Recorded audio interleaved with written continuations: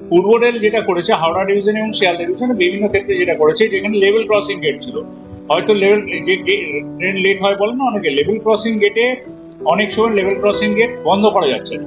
কেন বন্ধ করা যাচ্ছে না? Continuous flow of traffic, road ট্রাফিকে এই টোটো বলুন বা ছোট গাড়িগুলো চলে, সেইগুলোর জন্য আমরা রোড ট্রান্সপোর্টে এই কি বলে রেল ওভারব্রিজগুলোকে বন্ধ করতে হবে, আমাদের গেটগুলোকে বন্ধ করতে হবে।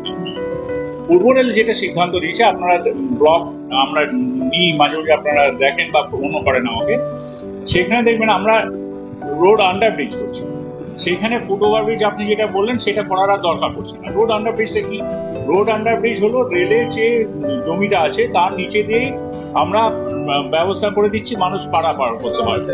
হ্যাঁ, রেল আন্ডারপাস একদম এপার থেকে ওপার যেতে পারবে, কোনো রকম কাউকে দাঁড়াতে হবে না, কোনো ফুট ওভারব্রিজও করার দরকার নেই, রেল নিজের জমিতে করে দিচ্ছে। এবং খুব মানে সব যেতে পারবে, একটা ট্রাকের যা হাইট মোটামুটি ছোট, মানে 480 যে ট্রাকগুলো থাকে সেইটা যাতে যেতে পারে সেরকম ব্যবস্থা আমরা করে দিচ্ছি। বুঝলাম না।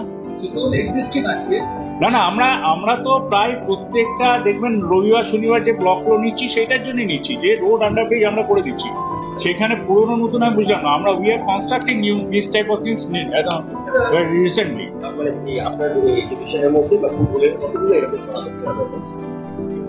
আমরা মোটামুটি তো 21-22 খানা করে ফেলে চলে লাস্ট ফিসকাল ইয়ার।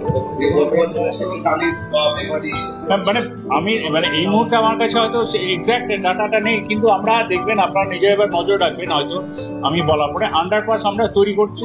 আন্ডারপাসে কি হয়, রেলের যে অ্যাপ্রোচ রোডটুকু সেটুকু দরকার হয়, আমার মনে হয় তালিকা করা হচ্ছে, যেখানে দরকার যে আপনার বেশিক্ষণ মানুষকে যাতে রেলের জন্য আটকে থাকতে না হয় বা ট্রেনের লেট না হয়। যদি একটা আপনার রেলগেট বন্ধ না হয় তাহলে ট্রেন মুভমেন্ট রেস্ট্রিকশন হয়ে যাচ্ছে। খুব আরো ক্লিয়ার করে বুঝিয়ে দিচ্ছি, ধরুন বর্ধমান ব্যান্ডেল লোকালয়, যেটি ধরে নেওয়া যাক কোথায় এখানে রেলগেট, ব্যস্ত রেলগেট কোনটা, কালনা, তো ওই রেলগেটে 5 মিনিট দাঁড়িয়ে গেল, তাহলে সে কি ব্যান্ডেলে ঠিক টাইমে পৌঁছতে পারবে? সেই ট্রেনটা পারবে না।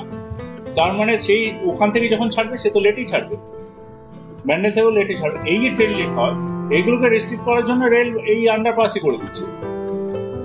কোনো কাউকে দাঁড়াতে হবে না, যে রোড ট্রান্সপোর্ট আছে তাকে দাঁড়াতে হবে না, রেলের আমরা যেটা দেখুন না আরো কি ছিল, কি টিকিটিং সিস্টেম, রিজার্ভেশন সিস্টেম যেটা, সেটা তো R6 এ আপনারা কেউ এখন অনলাইনে টিকিট ছাড়া কেউ কাউন্টারে গিয়ে টিকিট করেন না, সবাই তো অনলাইনে টিকিট, অনেক কিছু আধুনিক এসে। না একটা করবো, কোন বন্দে ভারত দেবো?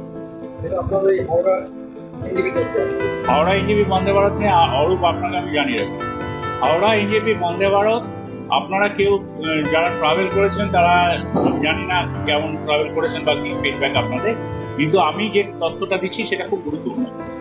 একটা ট্রেনে বন্দে ভারত 130% অকুপেন্সি, মানে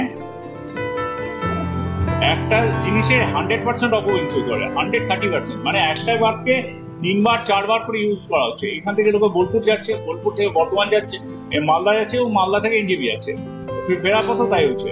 মানে বন্দে ভারত হলো এখনো পর্যন্ত, মানে এই বন্দে ভারতটা হলো সব থেকে ডিমান্ডেড ইয়েতে। তারপরে কি 130 কিলোমিটার পার আওয়ারে যায়, এটা আমরা ইদানিংকালে শুরু করতে চলেছি ঝাঝা সালানপুর সেকশনে, সালানপুর থেকে ঝাঝা সেকশনে, যেখানে 130 কিলোমিটার গতিবেগে ট্রেন চলবে, কিন্তু বন্দে ভারত এই রুটে 130 কিলোমিটার স্পিডে যায়।